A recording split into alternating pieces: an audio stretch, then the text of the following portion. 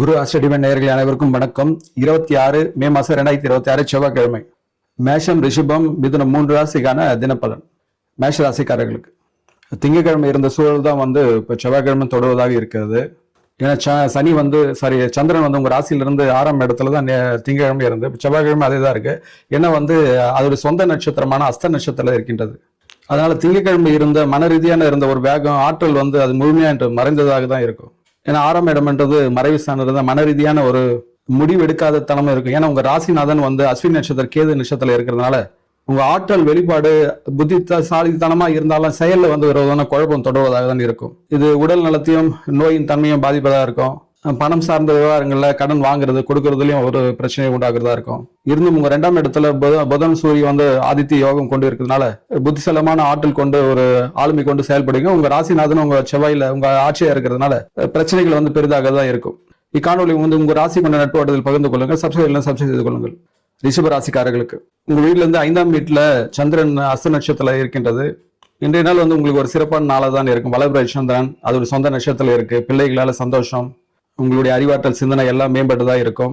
உங்க ராசிலேயே புதனும் சூரியனும் அஸ்தங்கம் ஆகாமல் புத ஆதித்ய யோகம் கொண்டு இருக்கிறதுனால அரசு சார்புடைய விஷயங்கள்லாம் நல்லா நடந்தேறும். புதனும் சுக்கிரனும் பரிவர்த்தனை யோகம் இருக்கிறதுனால தனவரவு, குடும்பத்துல சந்தோஷம், கணவன் மனைவி உறவு, காதலி உறவு, நட்புகள் உறவு எல்லாம் சிறப்பாக இருக்கும். தொழில் சார்ந்த நிலையிலும் லாபம் வர இதுலயும் நல்ல காலகட்டமாக தான் இருக்கும். அந்த தாயாரின் உடல்நிலை கொஞ்சம் கவனித்துக் கொள்ளுங்கள்.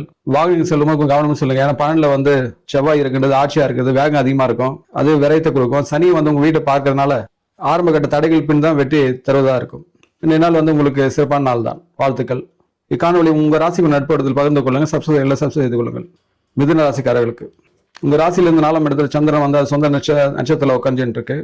சனி பார்வை 7ஆம் பார்வையா இருக்கிறதுனால மண்மனை, வீடு, வாகனம், தாயாரின் உடல்நிலை இதெல்லாம் கொஞ்சம் மந்தம் தேக்க நிலை கூட தான் இருக்கும். ஏன்னா நவாம்சத்துல செவ்வாய் கடகத்துல கூட கேதுவும் இருக்கின்றது. இருந்து உங்க வீட்லயே சுக்கிரன் குருவும் இருக்கிறதுனால, சுக்கிரன் குரு பரிவர்த்தனை இருக்கிறதுனால தனவரவு, தொழில் சார்ந்த லாபம், தொழில ஒரு நேர்த்தி, ஒழுக்கம் இதெல்லாம் சிறப்பாக இருக்கும்.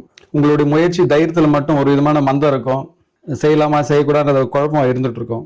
உடல் நோய் இருந்தால் அது தீரும். கடன்ல இருந்த பிரச்சனை சரியாகும். எதிரிகள் கொஞ்சம் விலகி செல்வார்கள்.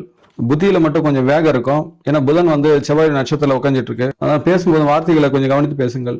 இன்றைய நாள் உங்களுக்கு சுமாரான நாள் தான். இக்காணொலி உங்க ராசி நட்பு வட்டத்தில் பகிர்ந்து கொள்ளுங்கள். சப்ஸ்கிரைப் செய்து கொள்ளுங்கள்.